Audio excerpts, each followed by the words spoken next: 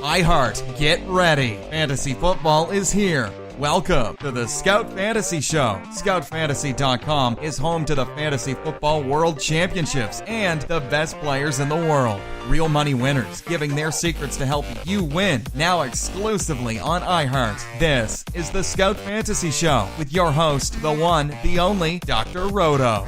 Hey, it's Dr. Roto. Get out the insurance cards. Get out the copay. The office is open, my friends.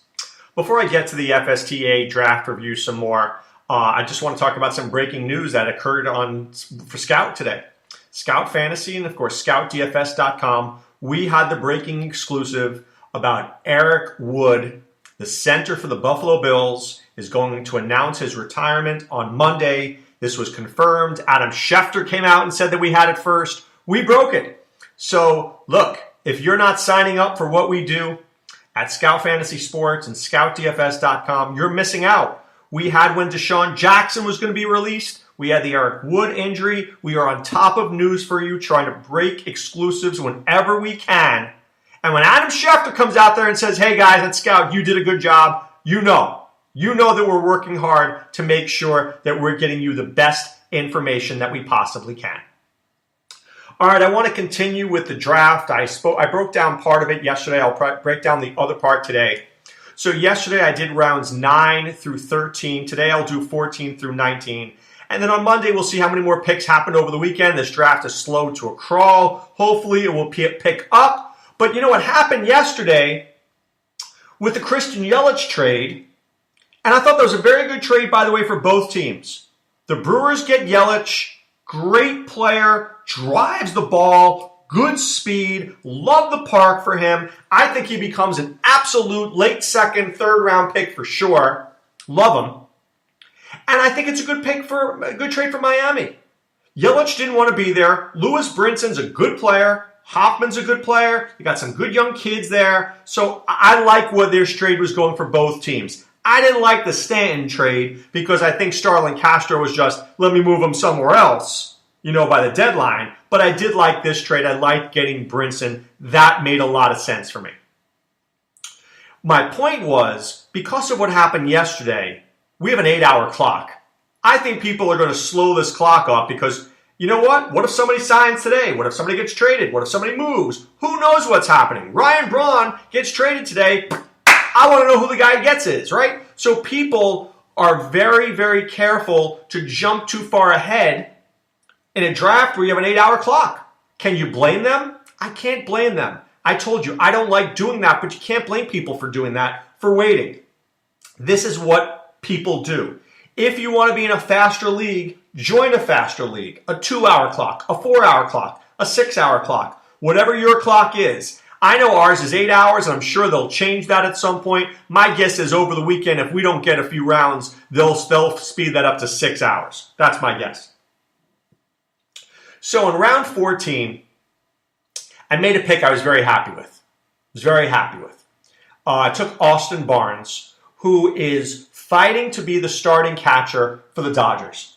He emerged as a catcher last year, qualifies at some second base. Yasmani Grandal is there. I'm not saying he's not, but I like this spot for Austin Barnes. What if he hits me 280? What if he gets 10 home runs and 10 steals? What if he only gets 360 at-bats? I'm okay if they're a good 360 at-bats. Moreover, after I made this pick, 3 different teams were upset that I made it. I love that. Tells me I made a good pick. When the rest of your draft mates are upset that you made a pick, you know you made a good pick. If you're ever wondering, that's how you know. Simple as that, right? If these guys go, ugh, you know you made a good pick. Congratulations to you. I like pairing him up with Contreras. I think I have 2 very good catchers. Some teams, I'm trying to look here. Yeah, the NFBC guys don't even have any catchers yet. So there's a couple of teams. Another team has Tyler Flowers as their only catcher. Yeah, 2 teams have no catchers at this point. I got 2.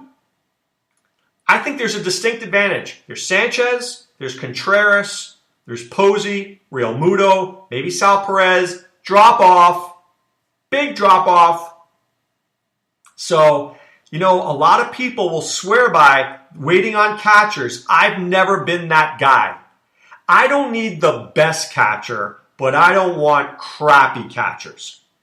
If I didn't take Contreras, I probably would have waited to somewhere around 10, 11, 12, and I would have gotten Zunino Barnes, Gaddis Barnes, something like that. I don't like waiting till around 19 or 20. I know a lot of people do that. I'm just not that guy. And most people say, well, catchers, they don't really do that much. That's true. That's true. But a good one can help you. A good one can help you. Right? And guys who don't give you any numbers, you know what they don't give you any numbers. So there's a problem there. My next pick was round 15. And I thought about Dexter Fowler, but he went. I think he's going to have a good year. I thought about Randall Grichuk. I thought he was interesting, but I didn't take him. I didn't need Justin Bohr because I already had like 17 guys who do the same thing as Justin Bohr. So I decided on a pitcher. So let me give you a little strategy. My first 3 pitchers, I want K's, ratio, ERA. I want it all. I want it all. My first 3 or 4 pitchers, I want it all. So guys like Sale and Hendricks and Weaver, they are going to help anchor me at my ERA and my whip. And Sale for short strikeouts. At the back end of my rotation, I want strikeouts. I want guys who can get me 180 strikeouts. If I can get 180 strikeouts from a couple of guys, I got a chance to be very competitive in that category. And here's the deal. Strikeout pitchers can get the out that they need. Soft tossing pitchers don't.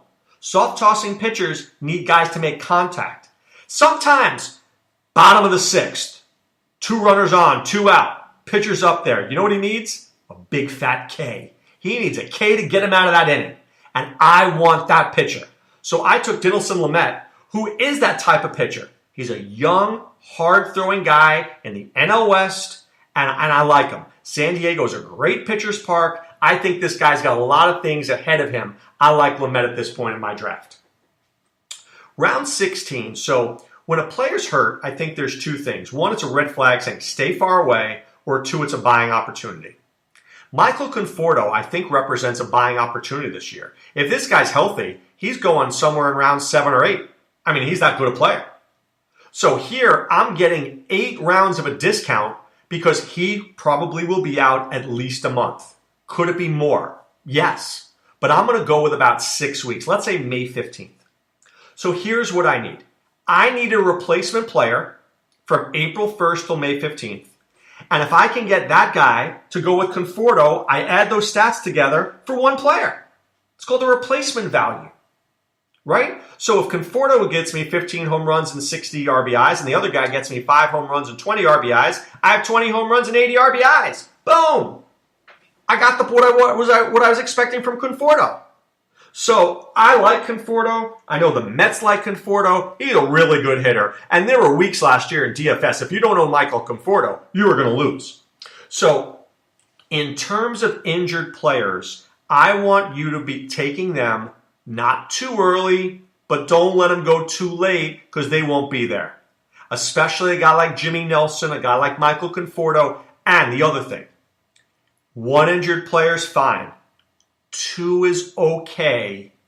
No more than that. I will only take 1 more injured guy on my roster. I have a 6-man reserve. I've got to be very careful. One of my guys has to be an outfielder to replace Conforto, right? So I can't get too many guys at the end and not have them play. That's just not going to work. Maybe a second guy if there's somebody I really like, but I can't really. I have to be very convinced. Got to really like the guy. Okay, in round 17, I debated taking Brad Brach, but he was taken right before me. I thought about taking Delino DeShields, but I don't like what I consider to be 1 category player. So, I think we've discussed this before, but let's take a look at Delino DeShields. So, DeShields to me is a guy, so last year, 6 home runs, 22 RBIs, 29 stolen bases, 75 runs scored. 22 RBIs? That's a killer. 6 home runs? That's a killer. He will kill me in 2 stats. 269 ain't so great shakes either. The run scored is fine, so he's a one-category player. I don't like one-category players. I don't. I'd much rather get my speed from the Simmonses of the world than get it from the Shields of the world. Because I think the Simmons can get me 15 home runs and 20 stolen bases, where Delano DeShield is going to get me, 7 home runs and 30 stolen bases. What if he gets me 20 RBIs? I'm not into that. No thanks. So instead, I went to Blake Snell. There are a few people in this industry who I listen to. I listen to Sean Childs. He's with Scout. I listen to Adam Ronas. He's with Scout. I also love the guys at Razzball, Gray Albright and Rudy Gamble. Those are my 4 go-to people in the industry. Do I like Baseball HQ? Absolutely. But there are a lot of guys who work there. So I like the site, but I don't necessarily, know which guy, right? But the 4 guys I mentioned, I like a lot. And I read Razzball often. I love Rudy stuff, love Gray stuff. Gray cracks me up all the time. And he had Blake Snell down as a sleeper. And I'm in. I'm in. This is why even great players, and I consider myself a great player, I read other people. I read players who are greater than me. I got to be smart. I got to figure it out. I read them. Blake Snell is the guy, is the consummate guy. And let me explain Blake Snell. There are certain players who come up from AAA and get mauled, sent down. Come back up, get mauled, sent down. Come back up and get mauled, sent down. Then they come back up and they figure it out. Chris Tillman did that. Jose Berrios did that. Remember how Berrios was getting lit up like a Christmas tree every time he took the mound? And then he figured it out. Blake Snell will eventually figure it out. And when he does, you are going to want to be part of this. Because that's how good Blake Snell is. I'm not saying little good. I'm saying on October 1st against Baltimore, he's 7 innings, 2 hits, 13 strikeouts. That's how good he is. Against the Chicago Cubs, 7 innings, 2 hits, 5 strikeouts. That's how good he is. This is a guy who is that top-end pitcher. When he figures it out, he's my guy. I will take that risk 10 times out of 10. That's a Dr. Roto move if I've ever seen one in a draft. I will take Blake Snell all day. I may lose, but the year that he's good, man, I'm going to ride that guy like a jockey on a horse. And we're going to win a championship. Blake Snell and I are going to win a championship together at some point. I don't know when, but at some point I'll hit it. Maybe it's not this year, but I'll take the shot. Round 18, I took a guy that not many people know, but his name is Jorge Polanco. Now here I took my 3rd shortstop, and I'm probably going to have to use Polanco as a middle infielder. As a utility, But could hit me 15 home runs. He could steal 15 bases. He could score 75 runs. He can get some RBIs. He's a really good player. So I got speed from Simmons, Barnes, and Polanco. Simmons for 15, Polanco for 15, Barnes for 10. There's my 40. I need another 20, 25 stolen bases at the end of this draft, and I'll be good. That's how I look at it. So I'm very comfortable with Polanco. He's a really good player. God forbid Deshaun doesn't work out. God forbid Simmons gets hurt. I got Polanco. Done. Round 19, this is the first round that we did at home. Look, I took a shot on a guy, Juris Familia. Man, he's really good. But I know the Mets brought in AJ Ramos. I know they talked about closer by committee, but I'm of the belief that if Familia is right, he will get the ball in the 9th inning. They will want to showcase him. They sign him to a 1-year contract, and they will move him. Or they'll re-sign him to be their closer. That's how good he is. He is a star. I mean, he's had a couple of big years. That to me is too much value in round 19. I know the Mets stink, but he's still going to get me 25, 30 saves. And at this point, who are my choices? Fernando Rodney? Brad Ziegler? Ugh. I'll take my chances with Familia. Good pitcher. Good pitcher who could be great, right? Good who could be great. I'll take my chance on that any day of the week.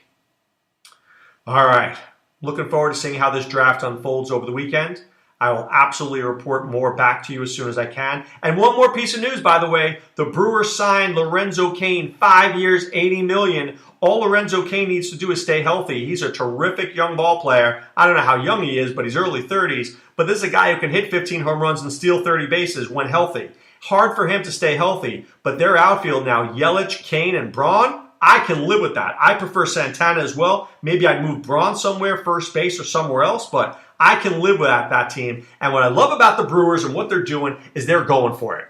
The Yelich move tells me they're going for it. Signing Cain means they're going for it. Trading for Travis Shaw, they're going for it. Signing Eric Thames, they're going for it. I love what the Brewers are doing. This is a team on the rise. Watch them closely this year. I'm a big fan. All right, you know who I'm also a big fan of? I'm a big fan of the guys at scoutdfs.com. Sign up there, listen to our articles. Well, actually read our articles, listen to our podcasts, review our scout scores, check out the optimizer, and be my rich friend. You can do it. It's simple. I just laid out how you can be successful, and that's how you do it. All right? But right now it's time to put away the insurance cards, put away the copay. The office is closed, my friends. I'm wishing you all a great weekend. I will be back on Monday giving you more news and notes. Most likely baseball, could be a little football, you never know. But that's how we roll here at Scout Fantasy Sports. This is Dr. Roto wishing everybody a great weekend. Be well. Take care. Thanks for listening to the Scout Fantasy Show. There's never been a better time to join the Scout Army. Visit scoutfantasy.com. Use the promo ROTO for 2 months free. And don't forget, fantasy players, please thumbs up the podcast on the iHeart app. See you next time. Go Scouts!